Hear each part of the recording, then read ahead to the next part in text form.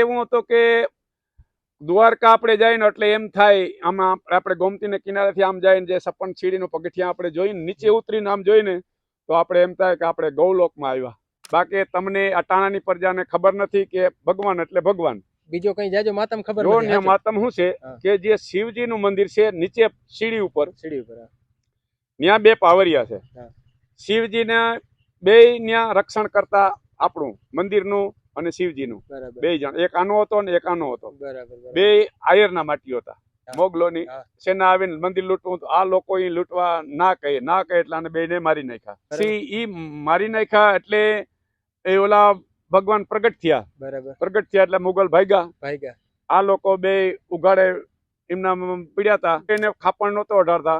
પછી 56 ભોગ, 56 સીડી અને 56 ગજની ધજા પેલા હતી. 56 પગથિયાં, 56 ભોગ અને 56 ગજની ધજા.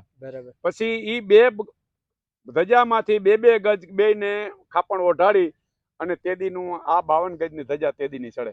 બરાબર છે. 4 ગજ આમાં નાખી દીધા. 4 ગજ આમાં નાખી. માતમ ઊંચો છે. હવે આ વસ્તુ તી પછી ખાપણ ઓઢાડી અને કહ્યું કે ભાઈ તમને જે નહીં નમે ને એનું દર્શન હું નહીં સ્વીકારું. અધૂરું રહેશે. અધૂરું રહે.